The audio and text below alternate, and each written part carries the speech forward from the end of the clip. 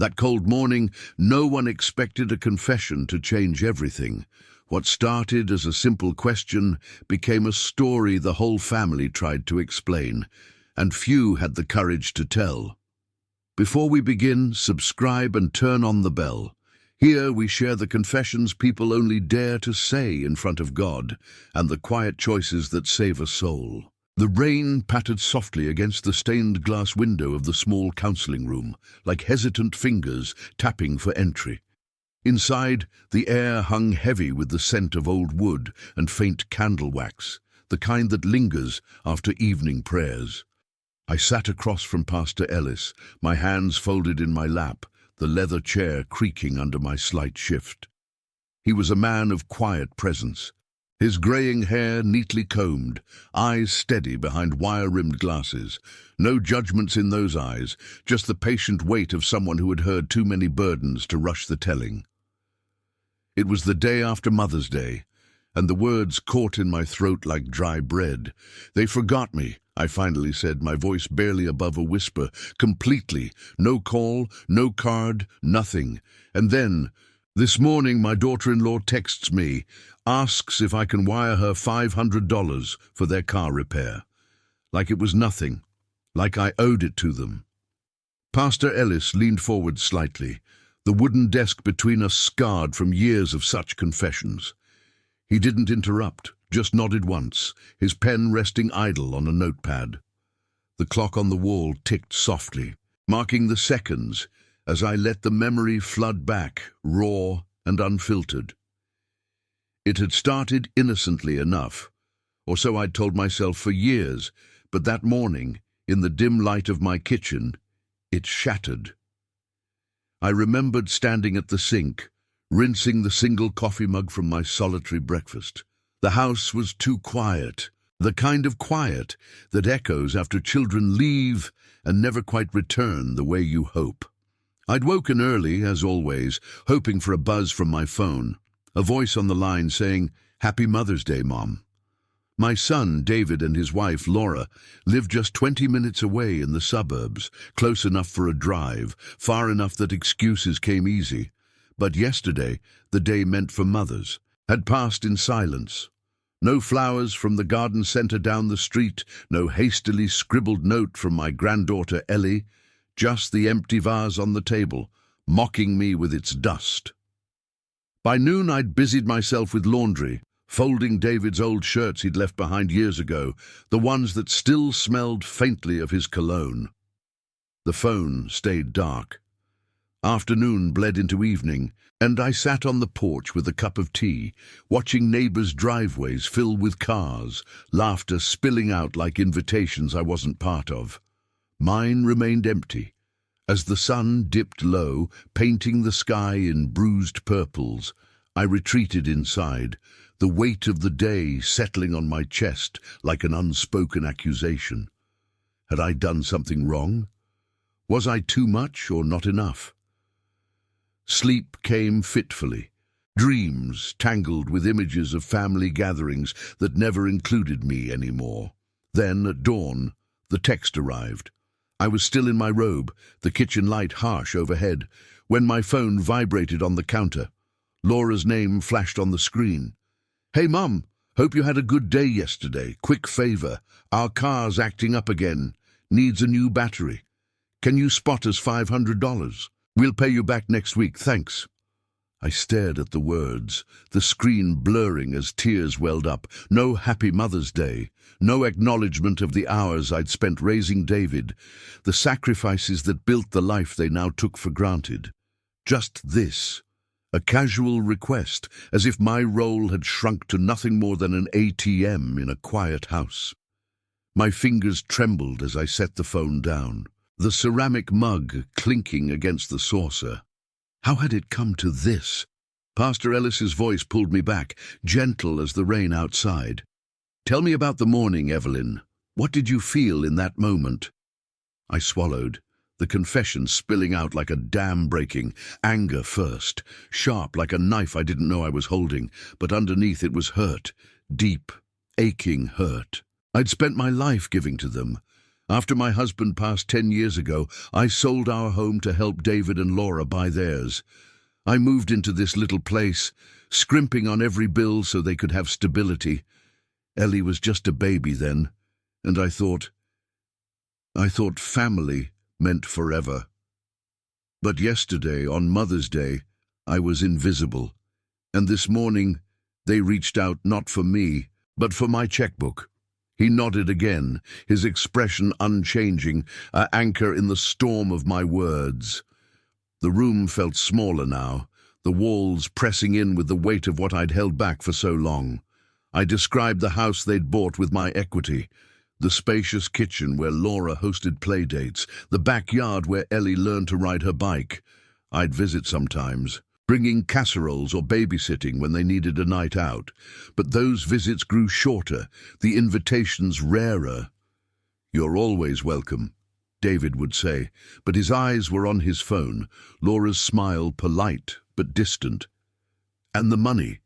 It started small, a loan for a vacation, just this once. Then school fees for Ellie, medical bills when Laura's back acted up. I'd say yes every time, dipping into my savings. The nest egg meant for my own quiet years. Family helps family, I'd remind myself, ignoring the growing stack of unpaid bills on my own table. But Mother's Day? That was the line they crossed without even seeing it. The text wasn't just a request, it was a declaration. I was useful, not loved. As I spoke, the rain intensified, drumming against the window like urgent pleas. Pastor Ellis set his pen down fully now, his hands clasped. "And what did you do, Evelyn, when that text came through?"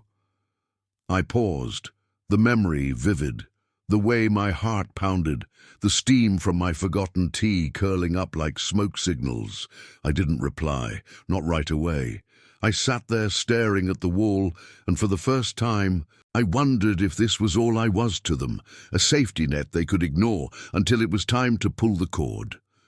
The confession hung in the air, heavy and unresolved. Outside, a car splashed through a puddle, heading somewhere warm, somewhere wanted. In here, the truth began to unfold, thread by fragile thread. Pastor Ellis shifted in his chair, the faint creak echoing like a sigh in the dim room. The rain had eased to a steady drizzle, blurring the world outside into soft greys. "Go back further, Evelyn," he said softly, his voice a steady thread pulling at the edges of my memory. "How did the giving become the only bridge between you?" I closed my eyes, letting the years unspool like faded photographs in a drawer I'd long avoided opening. It hadn't always been this way. David was my only child, born in the crisp autumn of 1985, when the leaves turned gold outside our modest ranch house. His father, Tom, worked long hours at the mill, and I took on sewing alterations to make ends meet. We weren't wealthy, but we had enough for Sunday dinners with roast chicken and apple pie, enough for David's Little League games where I'd cheer from the bleachers, my voice hoarse with pride. Tom passed suddenly in 2013, a heart attack at 58, leaving me with a small life insurance policy and a mortgage that suddenly felt like chains. David was 28 then, newly married to Laura, a bright-eyed teacher with dreams of a family home. They were renting a cramped apartment in the city, boxes stacked high because a baby was on the way. Ellie arrived that spring, tiny and fierce, her cries filling the hospital room like a promise of new life. I remember the day I signed the papers for our house. The realtor's office smelled of fresh coffee and printer ink, the fluorescent lights buzzing overhead. "This will give them a start," I told myself, inking my name with a hand that trembled just a little. The equity from our home, 30 years of payments, covered their down payment on a tidy 2-story in the suburbs, with a white picket fence and a swing set already half assembled in the yard. I moved into this rental, a 1-bedroom with peeling wallpaper and a kitchen that echoed with solitude. Rent was cheaper, I reasoned. I'd manage. At first it felt right. David hugged me tight at the closing, his arms strong around my shoulders. "You're the best mom," he said, and Laura nodded, her hand on her swelling belly. "We couldn't do this without you." The first months were a whirlwind of visits. I'd drive over with meals in Tupperware, steaming pots of stew to ease Laura's nausea. When Ellie came home, I was there for the midnight feedings, rocking her in the glider they'd bought second-hand. "You've got the magic touch," Laura would murmur, exhausted but grateful, as I changed diapers and sang lullabies Tom used to hum. But gratitude has a way of fading like ink washed out by time. As Ellie grew, toddler tantrums turning to kindergarten chatter, the calls shifted. "Mom, could you watch her Saturday? Laura's got parent-teacher conferences." Or, "Hey, the hot water heater's on the fritz. Any chance you could lend us a couple hundred?" I'd say yes, always, dipping into the insurance money that was supposed to be my security. The first loan was for a family vacation to the lake, just to make memories. I imagined the photos, Ellie splashing in the shallows, David grilling burgers. They sent a postcard, but no repayment check followed. The erosion was slow, like sand slipping from a dune. Invitations to Sunday dinners dwindled from weekly to monthly, then to holidays only. I'd arrive with a pie or a side dish, only to find the table set for 6. Old friends from David's college days, Laura's sister and her husband. "Oh, we didn't know if you were busy," they'd say, pulling up an extra chair at the end. I'd smile, pass the potatoes, and listen to stories of promotions and playdates that didn't include me. Ellie would climb into my lap for a moment, her sticky fingers on my cheek, before Laura whisked her off for bath time. "Thanks for coming, Mom," David would say at the door, already turning back to the TV. Money became the unspoken currency of connection. After the vacation loan stretched into 6 months, there was the roof repair. A storm hit hard. Insurance won't cover it yet. Then Ellie's braces, $3,000 that I pulled from my savings, the last of Tom's policy. "We'll pay it back when things stabilize," David promised over the phone, his voice distracted by the hum of his office in the background. Laura's texts grew bolder.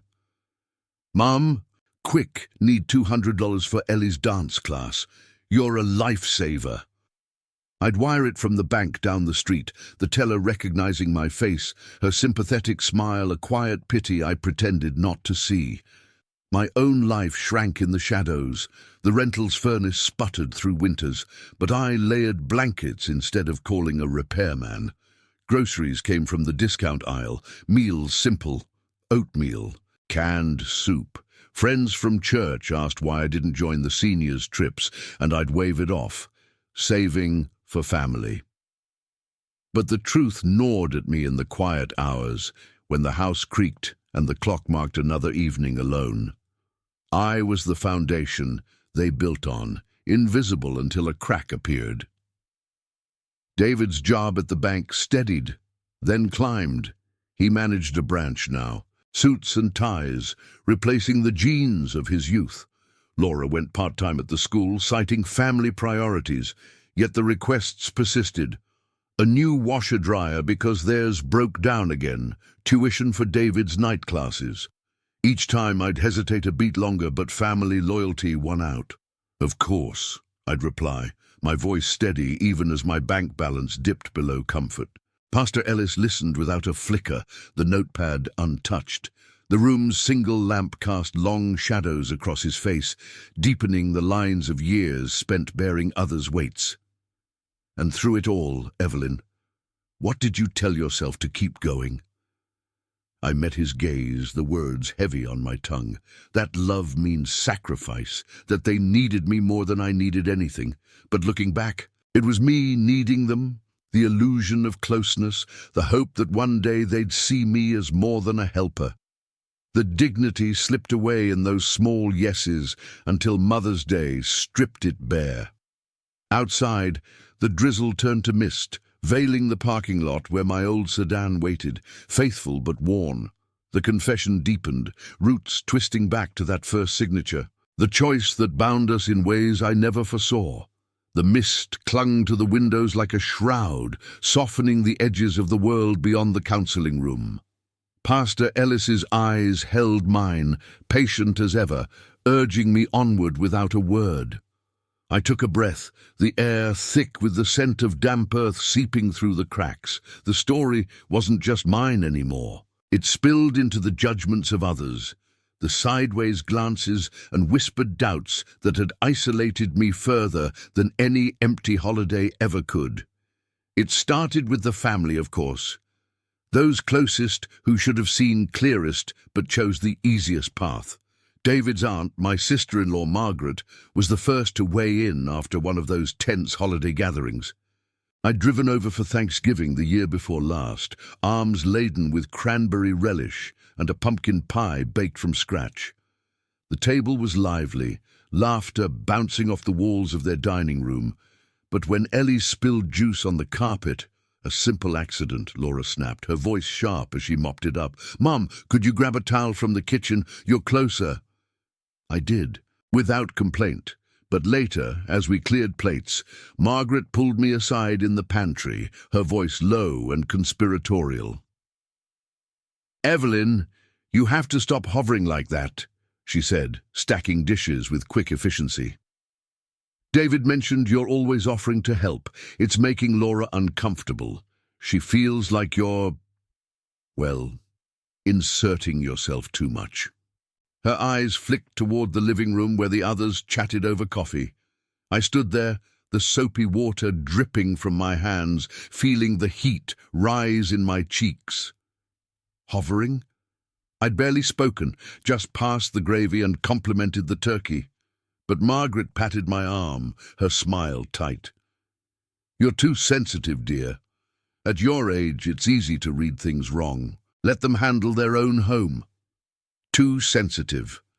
The words lodged like a splinter, festering through the drive home. I replayed the evening. My quiet offers to wash up, the way I'd held back from asking about Ellie's school play. But to Margaret, I was the overbearing mother-in-law clinging to relevance. She told David, of course, family gossip travels faster than truth, and soon his calls carried an edge. "Mom, Aunt Margaret says you're taking things personally. We're doing fine. You don't need to worry so much." Worry.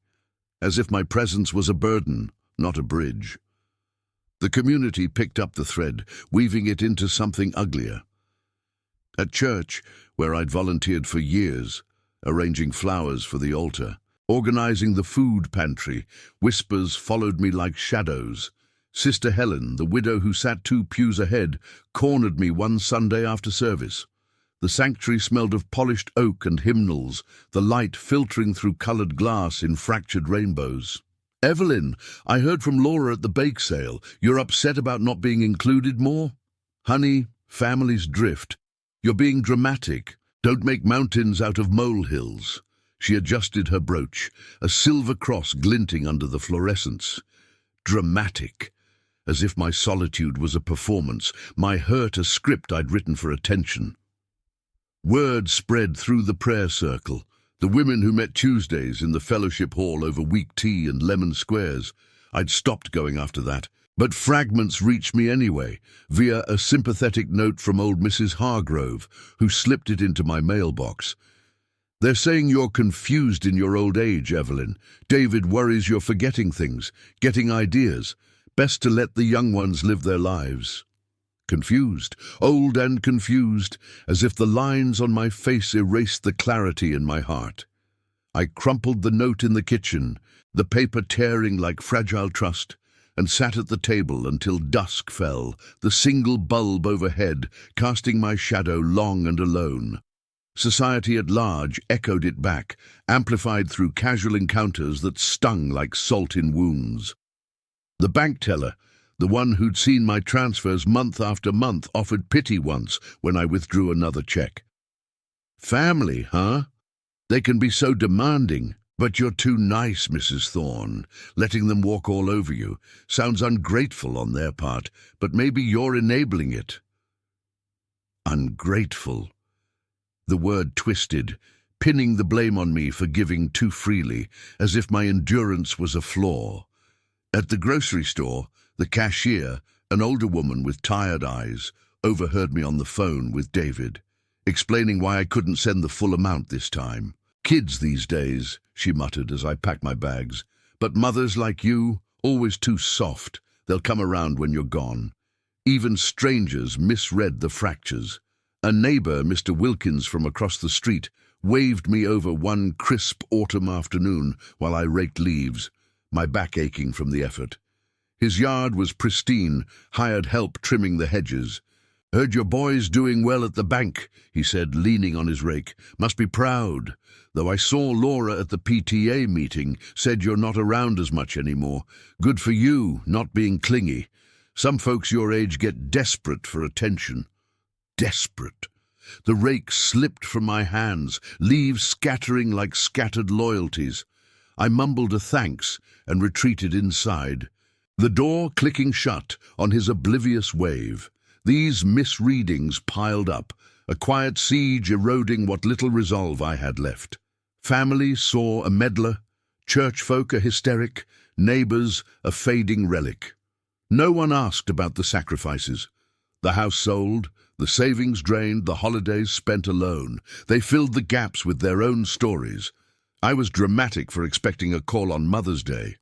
Crazy for questioning the endless loans, too sensitive to handle normal family distance, old and confused enough to invent slights, ungrateful for the scraps of inclusion I received. It was easier that way, wasn't it? To label the giver as the problem, sparing them the discomfort of looking closer. In the counseling room, as I laid it bare, Pastor Ellis's face remained a mask of calm, but his fingers tightened slightly on the armrest. The mist outside had lifted, revealing the parking lot slick and empty. "They see what suits them, Evelyn," he said quietly, his voice cutting through the haze. "But truth doesn't bend to judgments. What did that do to you, carrying those labels alone?" "It hollowed me out," I admitted, the words tasting of ash. Each accusation was a brick in the wall they'd built around me, brick by invisible brick, until I doubted my own voice. But in this room, with the rain's echo fading, the weight began to shift. Just a fraction, enough to breathe.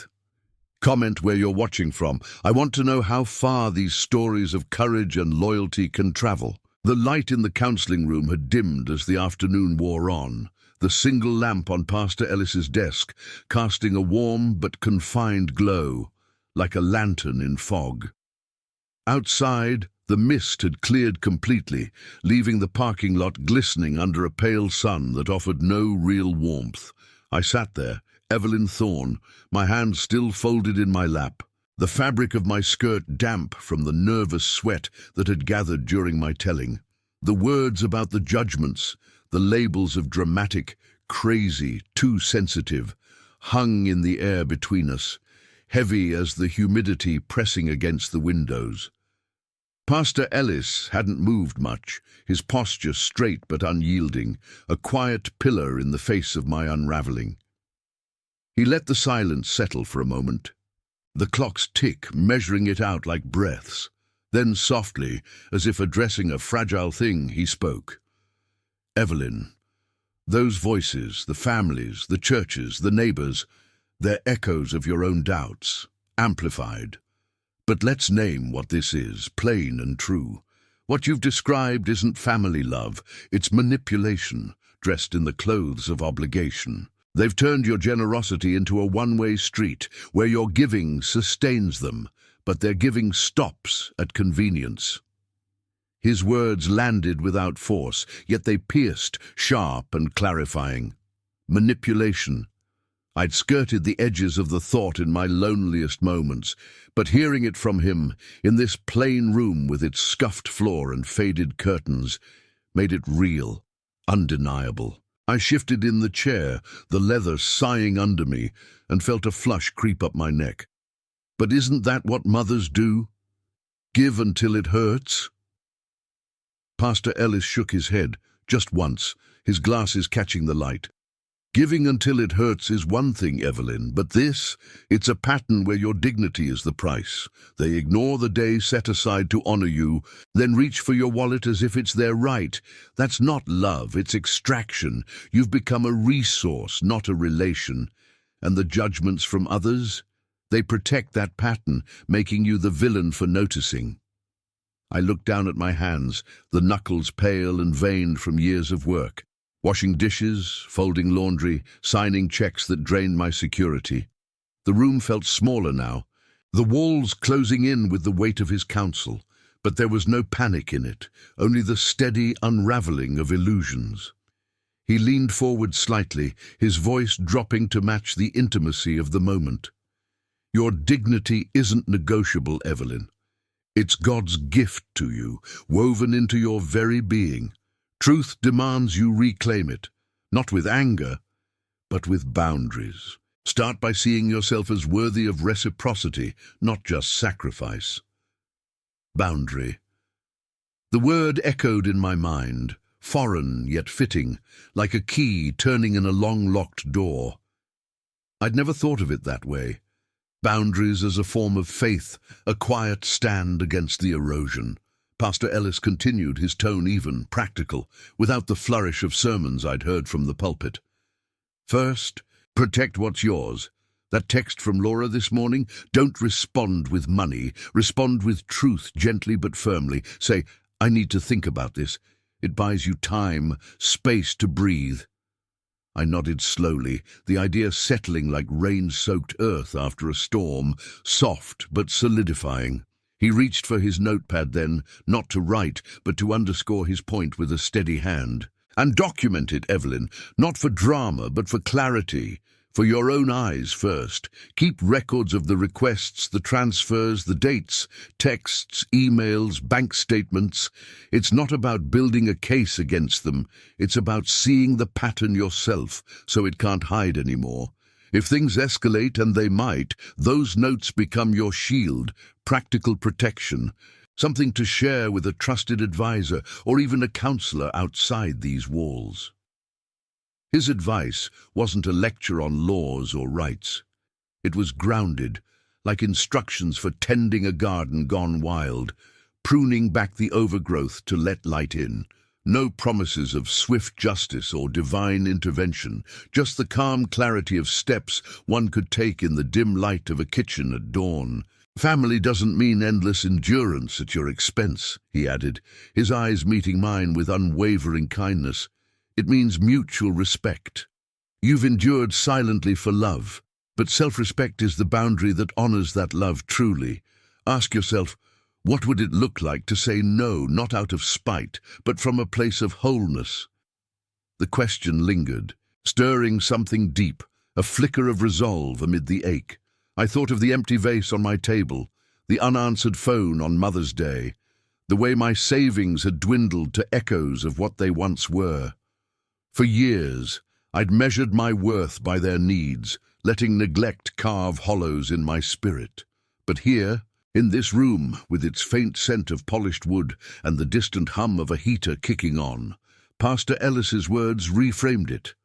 Manipulation named, dignity emphasized, truth as the quiet weapon, protection through paper trails and pauses, not confrontation.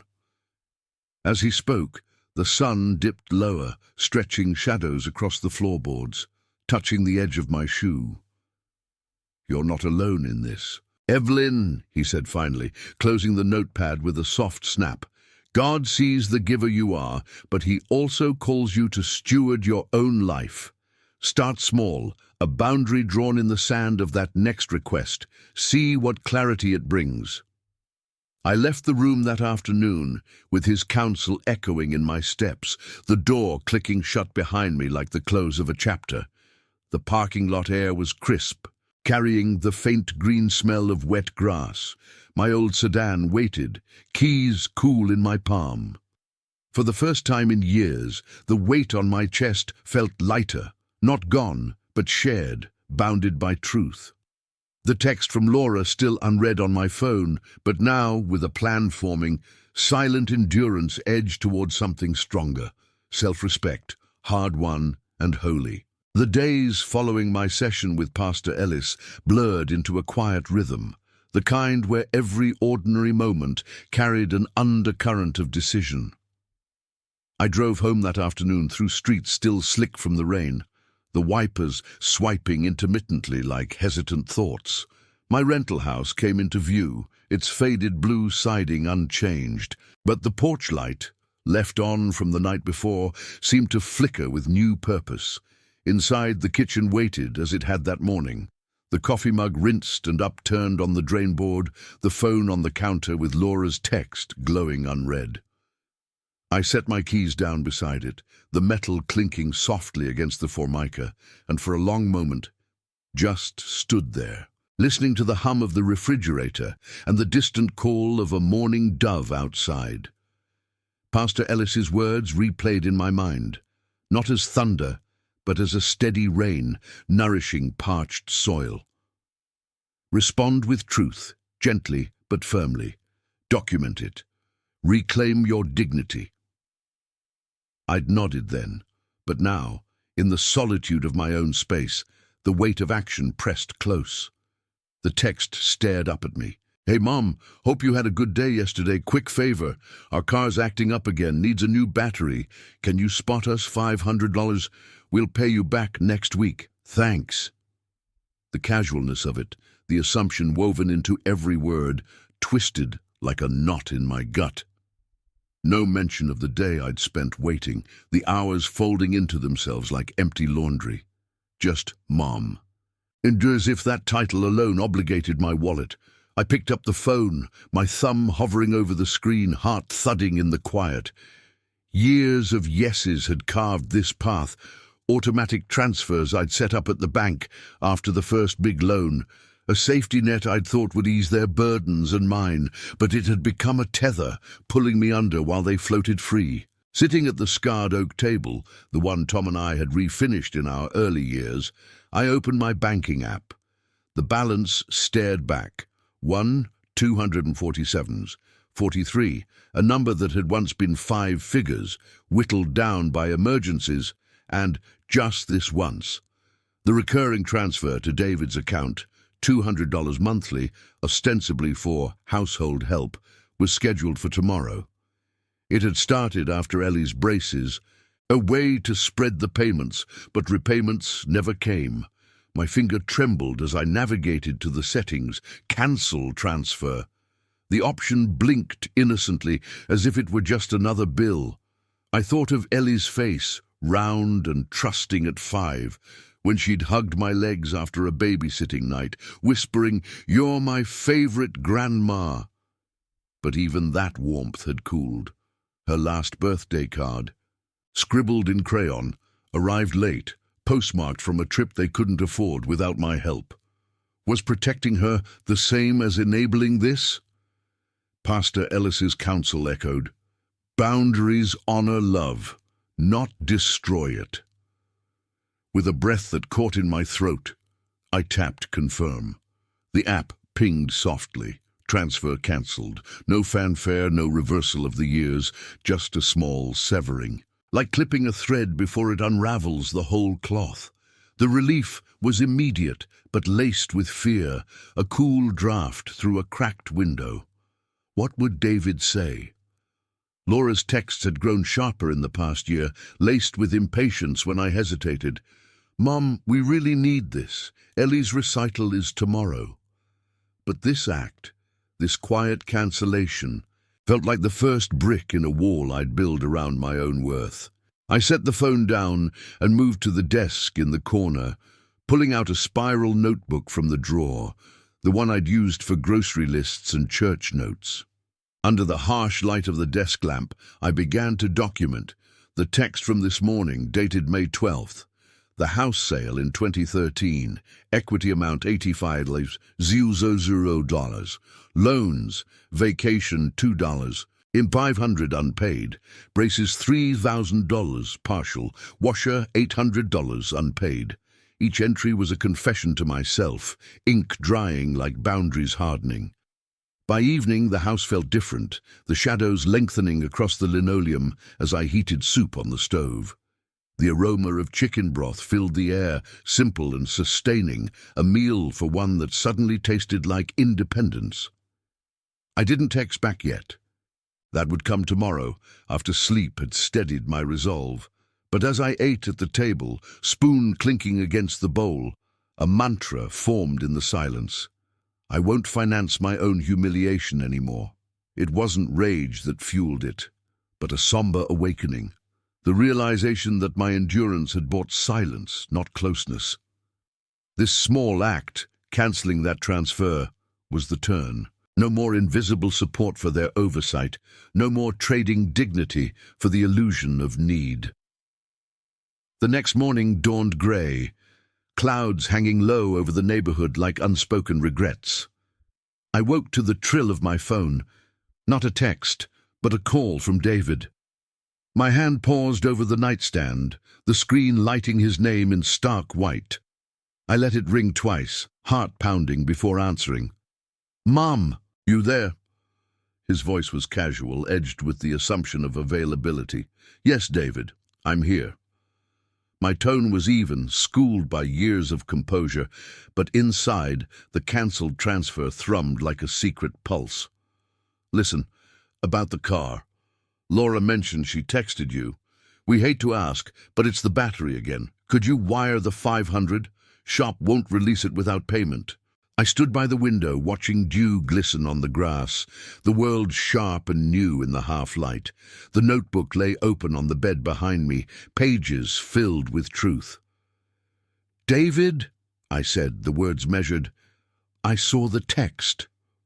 But I can't this time. My savings. They're for me now. For the things I need to take care of myself." Silence stretched, thick as the clouds outside. Then a pause, his breath audible. "Mom, come on! It's family! Ellie's got soccer practice! We need the car!" The old pull tugged, but the boundary held, firm as the pastor's calm gaze. "I know it's hard, but ignoring Mother's Day and then asking like this, it hurts. I need to set some limits." My voice cracked just once, but I pressed on, the small act expanding into clarity. "We'll talk more, but not like this, not anymore." He sputtered, surprise, then irritation, but I ended the call gently, the phone warm in my hand. The house settled around me, quieter than before, but alive with possibility. That one refusal, that cancelled line on a screen, cracked the facade. It wasn't the end of the asking, I knew, but the beginning of my refusal to be the forgotten giver. In the kitchen, pouring coffee, I felt the shift, humiliation yielding to self-respect, one deliberate no at a time. The day unfolded slowly, the sun breaking through in hesitant rays, illuminating the path ahead. Not easy, but mine. The refusal hung in the air like smoke after a fire, dissipating slowly, but leaving a sharp residue. I set the phone down on the kitchen counter, the click of it against the formica echoing in the still morning. Outside, the hesitant sun filtered through the blinds, casting slatted shadows across the linoleum. But inside, the quiet felt charged, as if the house itself were holding its breath. David's voice had cracked at the end. "Mom, seriously!" Before the line went dead, his frustration a door slammed in the distance. I poured the coffee I'd let go cold, reheating it in the microwave with a hum that filled the void. The first boundary drawn, and already the ground beneath me shifted, unsteady but resolute. By midday, the texts began. Laura first, her messages piling up like insistent knocks. "Evelyn, what's going on? David said you hung up on him. We really need that money. The car's in the shop, and Ellie's practice starts at 4. No Mom this time, just my name, formal and edged, as if I'd demoted myself from family to acquaintance. I read them at the table, the notebook open beside me, jotting the timestamps in neat script. Then David's call came again, voicemail this time, his tone laced with that familiar guilt-tripping warmth.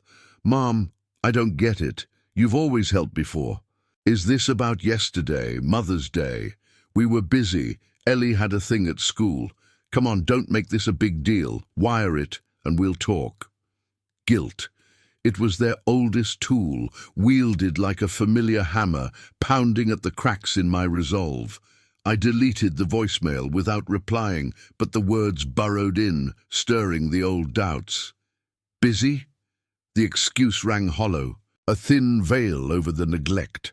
By evening, the escalation crept in through the back door, Margaret, David's aunt, phoning from her landline, the ring shrill in the twilight hush. "Evelyn?" David called, upset.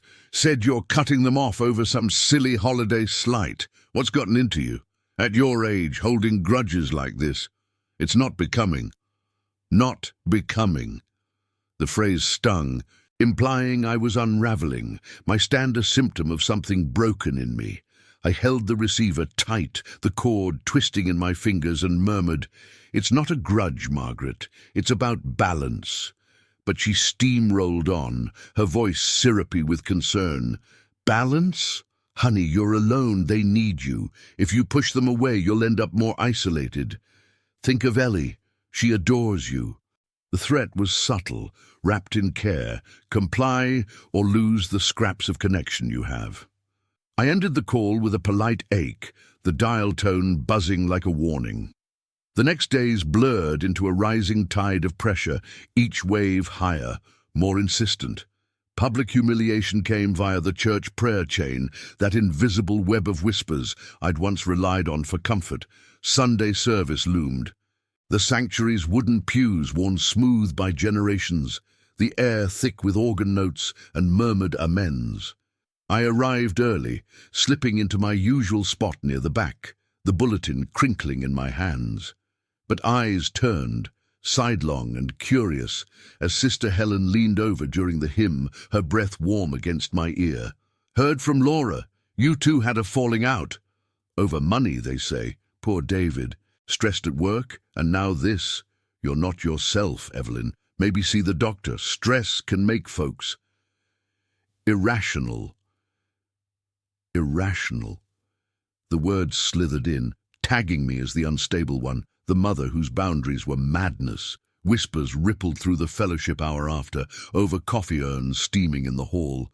Evelyn's always been sensitive, but this, refusing family, sounds like she's losing it. Mrs. Hargrove nodded solemnly to a cluster of women, her voice carrying, "David mentioned her finances are tight. Maybe confusion from that. Sad at her age." No one approached me directly, but the isolation thickened, a smear campaign painted in pitying strokes. I left with my styrofoam cup untouched, the parking lot gravel crunching underfoot like brittle trust. Intimidation followed, sharp and personal. Tuesday evening, a knock echoed through the house, heavy and unannounced. I peered through the peephole. David on the stoop, face set in lines I'd seen only in his father's angriest moments, Laura hovering behind with arms crossed. The porch light buzzed faintly, illuminating their impatience. "Mum, open up. We need to talk." His voice muffled through the door, edged with demand.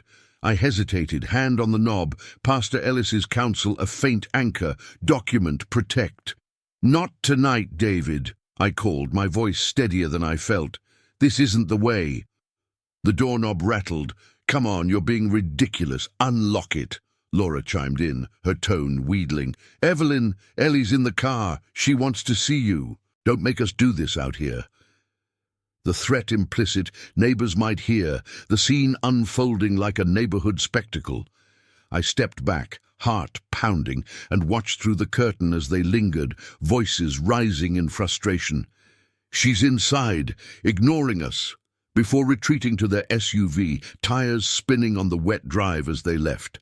The house fell silent again, but the echo of their anger lingered, a shadow under the door. By week's end, the threats sharpened. An email from David, CC'd to Margaret. "Mum, if you keep this up, we'll have to involve a lawyer. The house, you helped, sure, but it was a gift. Don't force us to prove otherwise." A gift. The word twisted the knife, erasing the loans, the equity, the years of quiet support. Then the mental health claims, slipped into a text from Laura. "David's worried about you. Maybe dementia? forgetting how much we've done for you. We love you. Let's get you help. Dementia.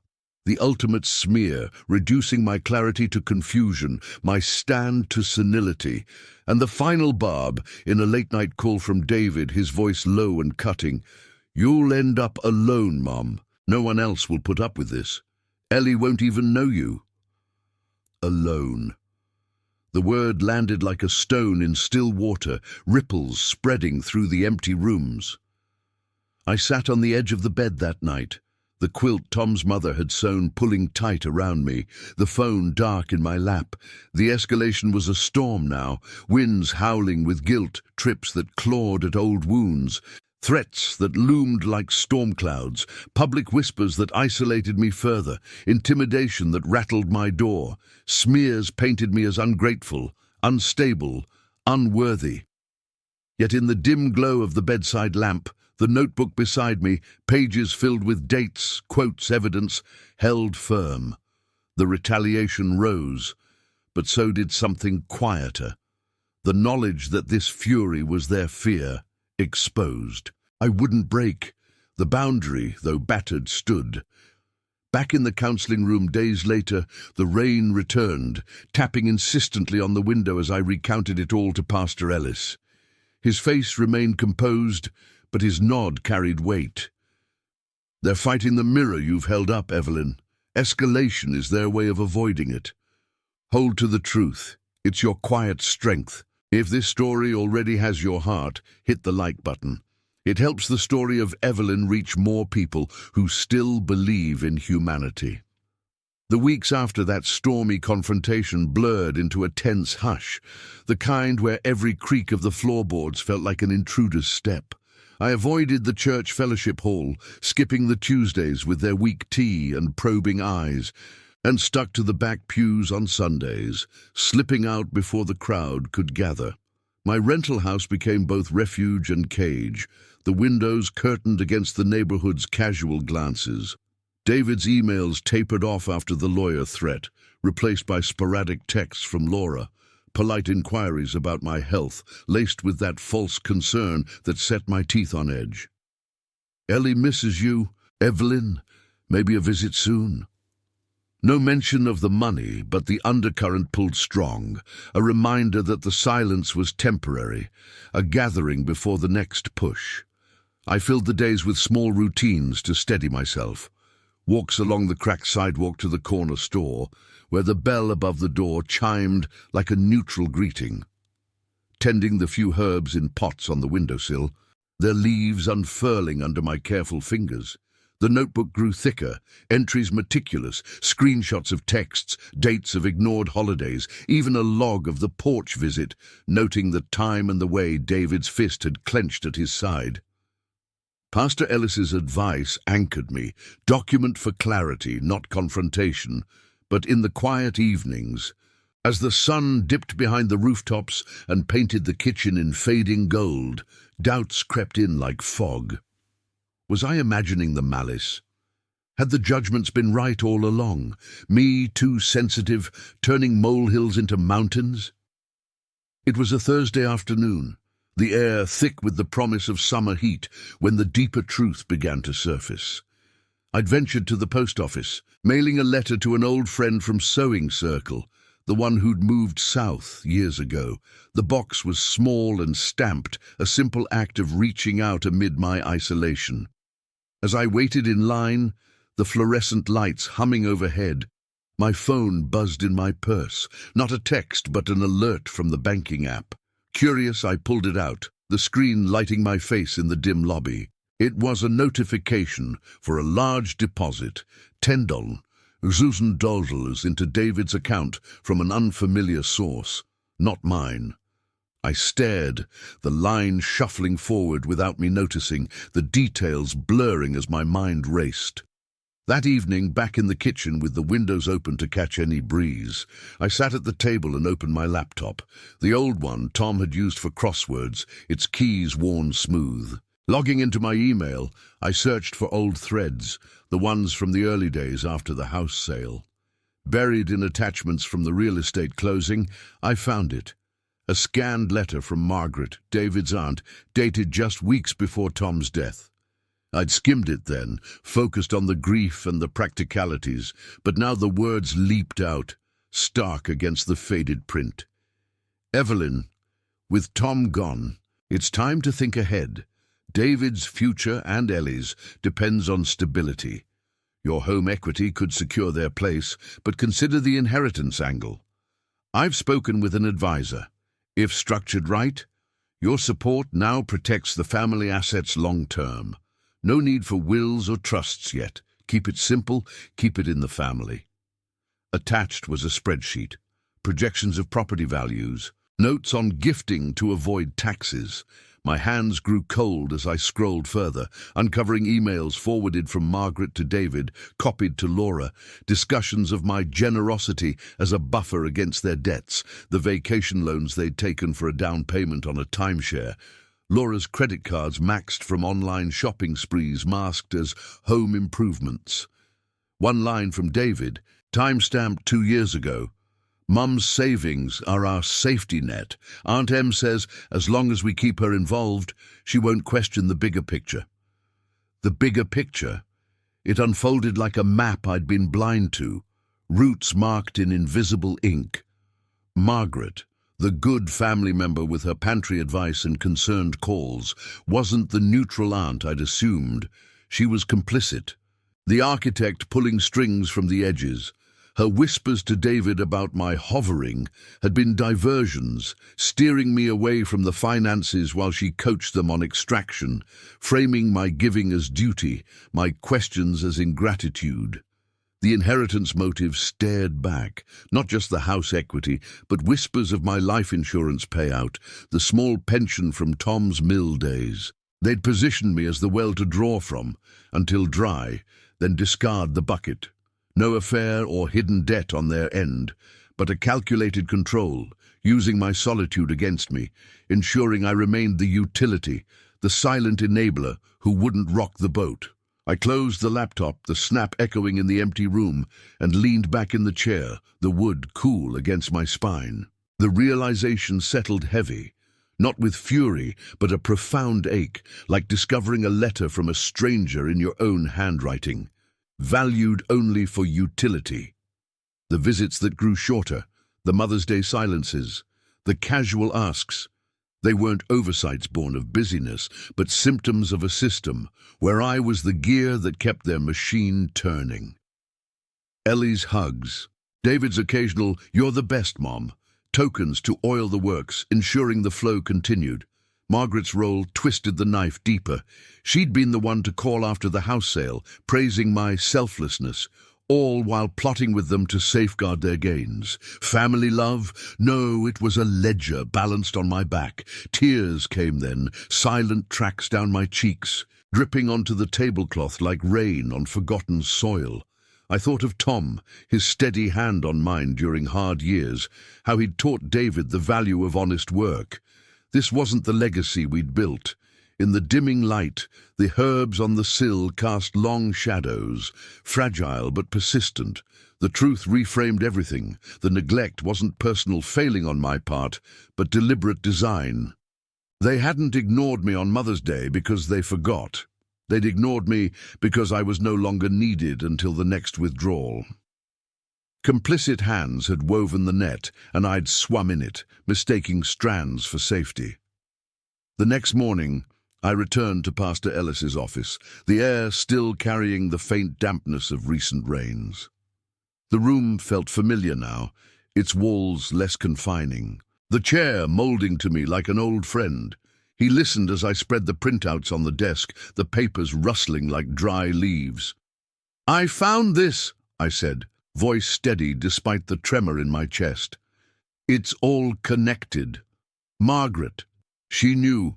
They all did." Pastor Ellis scanned the pages, his expression unchanging, then met my eyes. "Truth has a way of illuminating the hidden, Evelyn. This isn't just about money, it's about seeing your place clearly. You've been more than utility. You're a woman of worth, and that's what they fear losing sight of." The confession deepened, the late revelation a quiet earthquake, shifting the ground beneath the pain. Outside, birds called from the trees, oblivious to the fractures below. But in here, the pieces realigned, painful but precise. The printouts lay scattered across Pastor Ellis's desk like fallen leaves in autumn, their edges curling slightly in the room's still air. The late revelation had stripped away the last veils, leaving the truth exposed and raw under the lamp's steady glow. I traced a finger along the spreadsheet's columns, projections of my equity feeding their stability, notes on gifting strategies scribbled in Margaret's precise hand. The counseling room felt heavier now, the faint scent of candle wax mingling with the metallic tang of old paper, as if the walls themselves absorbed the betrayal. Pastor Ellis sat back, his chair creaking softly, giving the documents their due without rushing to fill the silence. "This changes things, doesn't it?" he said at last, his voice a low anchor, eyes lifting to meet mine. Not a question demanding an answer, but one that invited the weight to settle. I nodded, the motion small, my throat tight with the enormity of it. Complicity from Margaret, the one I'd turned to in quieter moments, turned the family web into something deliberate, a quiet machine grinding down my years. But in his gaze, there was no pity, only the calm invitation to act from clarity, not collapse. Over the following weeks, justice didn't arrive with fanfare or swift reckonings. It unfolded in measured steps, the kind that realign a life without shattering it. I started with the documentation, expanding the notebook into a folder thick with copies, bank statements time-stamped, emails printed on the library's ancient machine, even a timeline charting the requests against the ignored milestones like birthdays and holidays.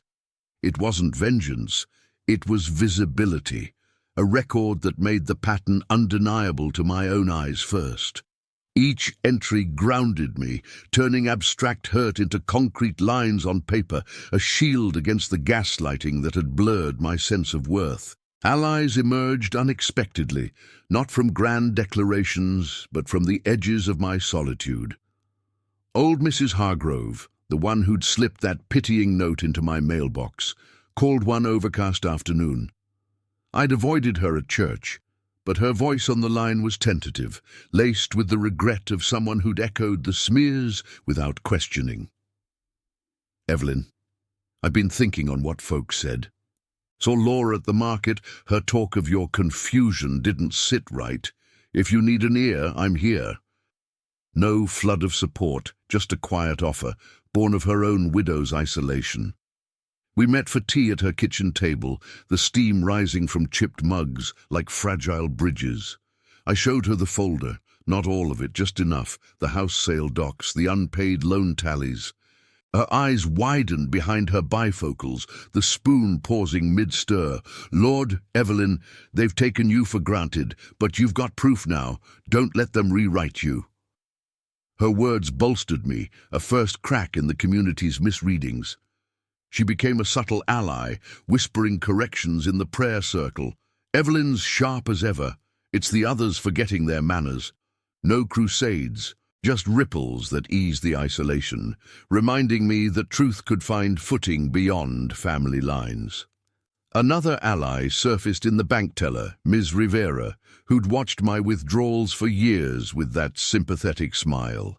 When I visited to close the automatic transfer account fully, explaining the pattern in hushed tones over the counter, she nodded, her name tag glinting under the fluorescence. "I've seen this before, Mrs. Thorne, families treating folks like accounts to drain. Here's my card. If they push, call this Elder Services line, and I'll note your file. No more approvals without your say-so direct."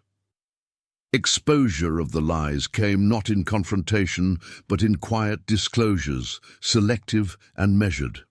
I drafted a letter to David and Laura, typed on my old typewriter with its uneven keys, the ribbon smudging faintly.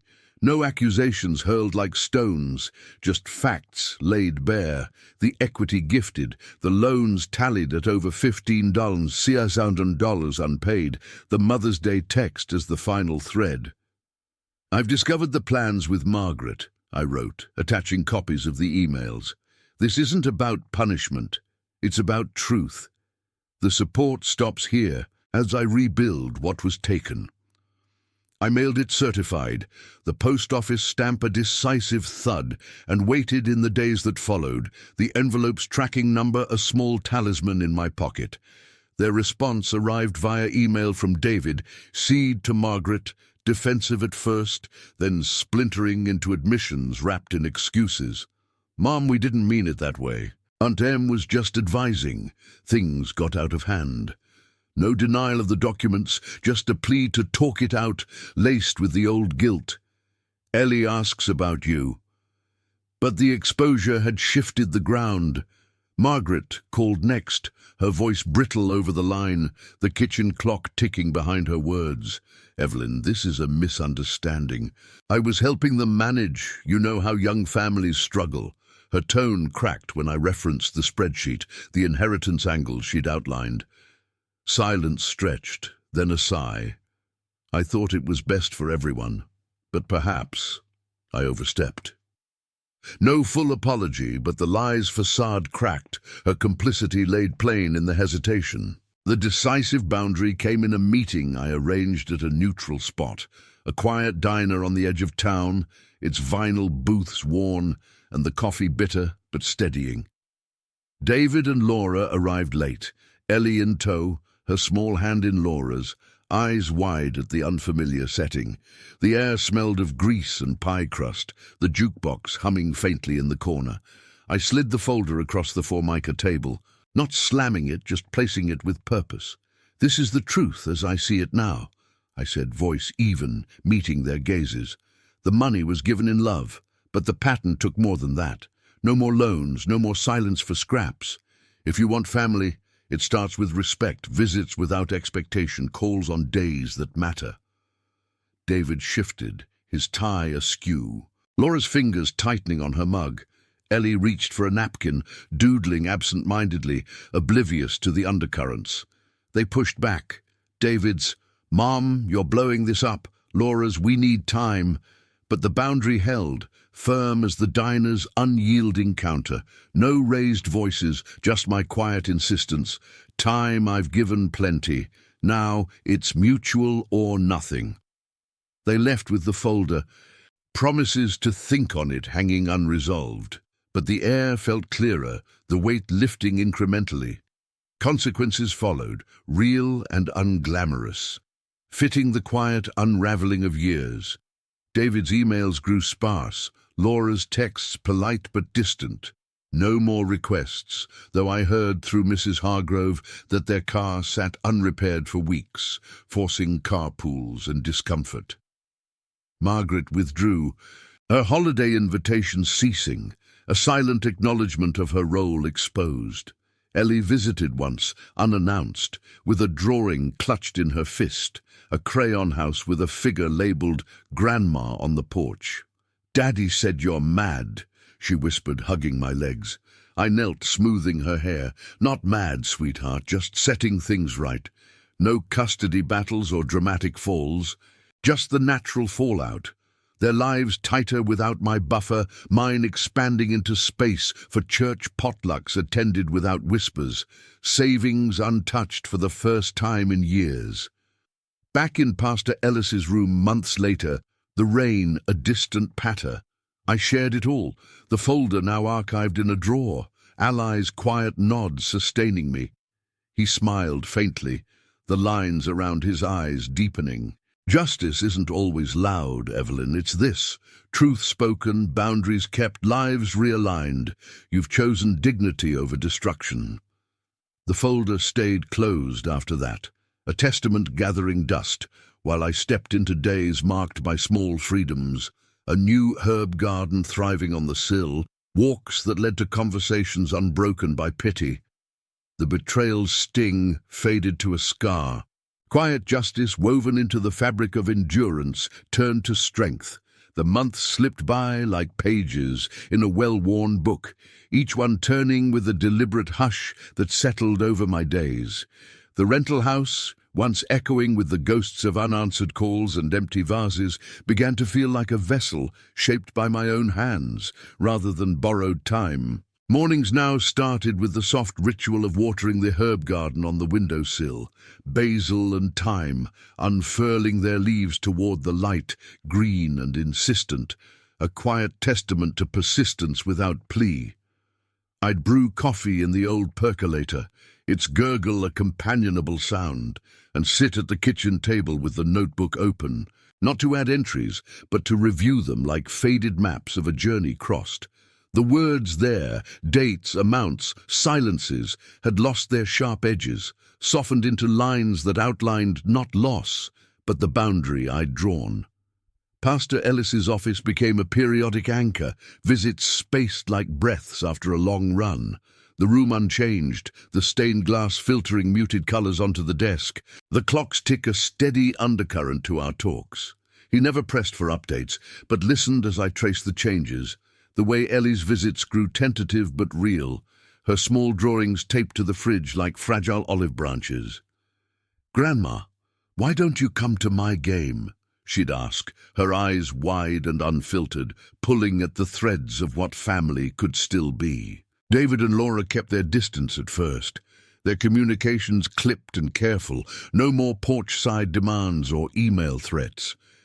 When they did reach out, it was for holidays, invitations laced with an awkward formality. "Join us for Thanksgiving if you're free." I went once, to the edge of their table, passing the cranberry sauce without expectation, the air thick with unspoken reckonings. Ellie climbed into my lap midway through, her warmth a bridge over the chasm, and for a moment the room held something resembling peace, not restored, but rebuilt on firmer ground. Dignity, I'd come to understand, wasn't a grand garment donned in triumph. It was the quiet cloth woven from daily choices, thread by thread. In the aftermath, I saw how I'd traded it for years, mistaking endurance for virtue, silence for love. The manipulation, Margaret's calculated whispers, David's casual extractions, Laura's polished requests, had disguised itself as family duty, a veil so thin I'd worn it without question. But truth, once named, refused to fade. It lingered in the empty spaces, the savings account ticking upward with interest untouched, the church pew where Mrs. Hargrove now sat beside me, her nods a silent alliance against the old judgments. Faith in humanity flickered back to life, not in miracles, but in these small mercies. The bank teller's discreet protections, the neighbor's wave that carried genuine curiosity rather than pity. People, I realized, could be complicit in blindness, but they could also awaken, one conversation at a time. What family really meant haunted me in the quieter hours, when the house settled into evening shadows and the distant hum of traffic reminded me of lives moving parallel to mine. It wasn't the blood ties I'd clung to, nor the obligations that bound like chains.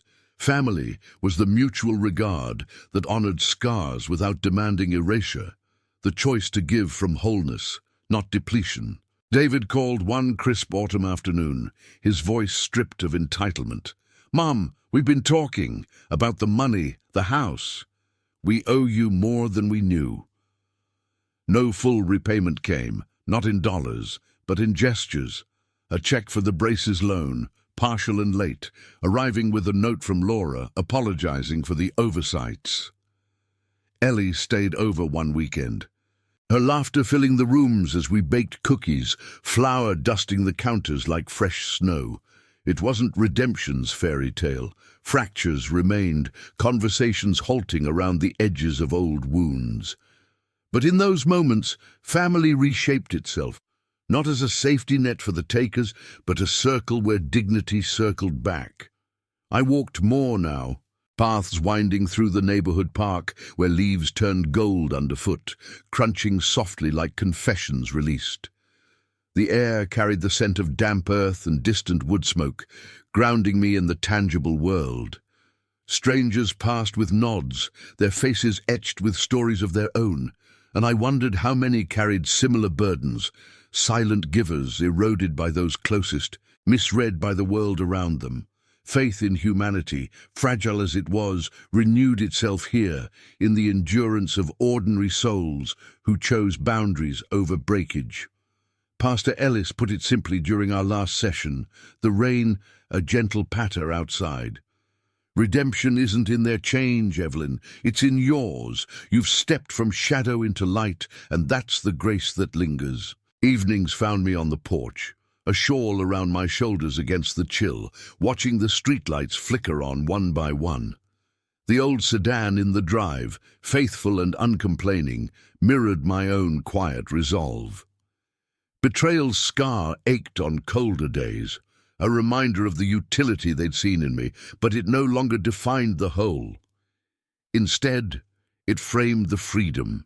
Meals savored alone without longing, church hymns sung with a voice unmuted by doubt, letters to friends carrying news of growth rather than grievance. What lingered was a haunting calm, the knowledge that compassion needn't mean self-destruction, that justice could be as soft as a boundary held, as enduring as roots pushing through stone. In the end, the story didn't close with grand reunions or flawless amends. It unfolded in the steady rhythm of a life reclaimed. Dignity restored not by force, but by the simple act of seeing oneself whole. Faith in humanity, tested and tempered, bloomed in unexpected places. The child's hug, the ally's ear, the truth that set one free. And family. It meant choosing connection on terms of respect, where love flowed both ways, unforced and true. Subscribe for more stories of compassion, justice, and redemption. Thank you for watching the case of Evelyn's Forgotten Mother's Day. See you in the next one.